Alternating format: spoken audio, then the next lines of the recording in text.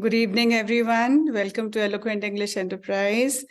And today I'm going to deal with something which is very important in the present context, and that is to motivate our students.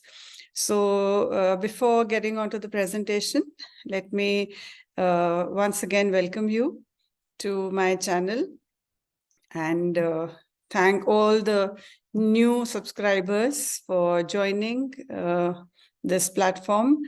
You're very, very warmly welcomed on this particular platform. Thank you for being here. And if you like my videos, please do like and share them. And this one in particular, I'll request all of you to kindly share with your students because this is very, very, very important for them. So let's start off with the presentation today.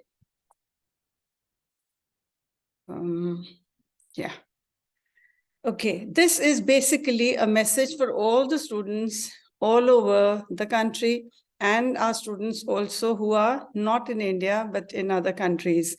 This message is to deal with the stress which all of our children go through their examination time, which is indeed extremely stressful for them. But I'm just going to give a little insight into these testing and trying times. Okay, so here we go. Now, this was actually the entire idea came from this particular plant, which of course I've modified, that we only see the tip of the iceberg. We do not know what is beneath. So here, when we see successful students, we very comfortably forget what has been there, what have they gone through to reach that pinnacle of glory. So the underlying aspects of success I have put under the roots over here. These are the things, if they are practiced and the experiences which our students have to go through, then only will they be able to meet with success. So success comes not easily, not free of cost, but it requires a very heavy cost to be paid. And what are all these things? Not little exactly, but the high cost which our students have to pay. It's these 7 things or aspects: sacrifices, criticism, consistency, risks, discipline, rejections, and failures. So we'll deal with them one by one, but very quickly. So first is discipline. It's not easy to study because there are so many distractions, especially in today's times. So if a child is able to stick to discipline and allocate sufficient time for different subjects wherever they are weak, I mean, careful planning. So if they stick to that planning and they stay disciplined for 2 years or 4 years, which are very crucial for them in life, then they'll be able to reach their goal relatively easily, right?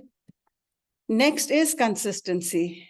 We have often heard the dictum, slow and steady win the race. So that is applicable here. If we are consistent, even if we are slow, we will be able to reach the desired goals. I'm not reading out. You may pause the video and go through the little text which I have incorporated over here.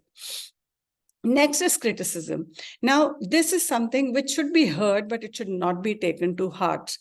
There are lots of people who will be there to criticize you. We've all been through it.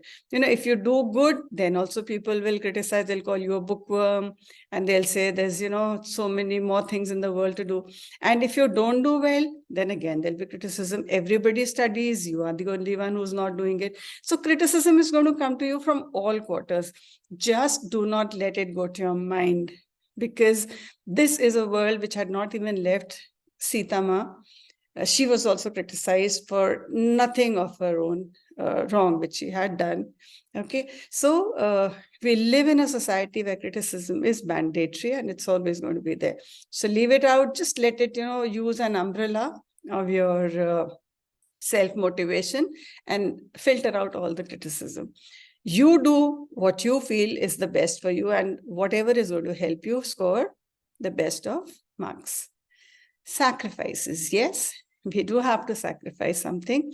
Even if we have to buy something from the market, we have to shell out money. So if we need success, if we are looking for success, if we are wanting to do well in exam, then we have to sacrifice a few personal comforts. I'm not saying sacrifice food or whatever. No, just a few of our distractions. If we can sacrifice them, it's going to be good. Taking risks, yes. Now here, I'll just give one example. Sometimes, when you see the past papers, you see that a certain set of questions has been repeated. So those kinds of questions can be left out. Do those which have not been asked or which are a little uncommon. I have myself taken this kind of risk in my student life. So don't take my word verbatim. You are free to make your own decisions. But what I'm saying is, when you are doing your syllabus, if you feel there are some unnecessary portions, you can even consult your teachers. You may leave out those little portions. And all of this I'm talking about, all the subjects. I'm not just talking about English or any particular, maths or science.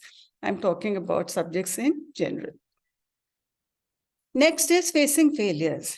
See, failures are the stepping stones to success. Some people are lucky, they do not face failure. But most of us, 90% people, have to face a lot of failures. Failures doesn't mean failing in the class. I mean, you plan on to something and it doesn't happen. So if plan A fails, we have a plan B. If B also doesn't work, we have a plan C. So have lot many plans for yourself. And if at all you are not successful at the initial stages, do not lose heart. Because success comes to those who dare and act. And in Hindi, गिरते हैं शहसवार ये मैदान जंग में, वो तिफल क्या गिरेंगे जो घुटनों के बल चलते हैं. So we have to take risks and we also have to face failures. And that's the next point, I guess. Yeah. Riding over rejections. I have, a personal experience where I've seen students, not mine, that some students who have been rejected in the selection of subjects because they had not scored a certain, a percentage in a particular subject. But instead of giving into those requirements, they took admission in another school where they were welcomed, and today they are very, very well placed. So if there are rejections, again, do not lose heart, do not lose hope, because people are there to pull the ground off your feet. But if you have the confidence in your own abilities and that you will be able to work hard, I'm sure you will get over these rejections. Do not leave. Do not quit. Okay? Daring people don't quit. So do not take rejections for granted. You will be able to overcome those rejections and such setbacks. The last word, in a nutshell, all these things, discipline, consistency, criticism, risks, failures, sacrifices, all these things are going to be there, but we are intelligent people. We are the children, we are the students of the 21st century. And these little things, these little detriments, or you can say boulders in your path, are not going to deter you. You have the ability, you have the faith in yourself, you have the confidence. So these factors should just be thrown behind you, and you just focus on success and doing well. So exams are definitely not demons who are going to eat you up. They're just those times which everyone has to face in their lives sometime or the other, and you are no exception. So it's a part of the game, and I'm sure you'll do it. So do well, children. Our blessings, our good wishes, lots of love to all of you, and I'm sure you'll do very well. So with that, I take your leave. Thank you for watching with me, and I'm sure my little suggestions are going to help you out in, getting over your little battles. So with this, I end my speech, and I wish all the best to all the teachers also. And again, I request you, I beseech you, please share this video with your students. I'm sure it's going to help them, because what we see is what we see, and what goes underneath, we do not get to see. So with this, thank you, good night, have a wonderful day tomorrow, and all the best to everyone for your exams. Bye-bye.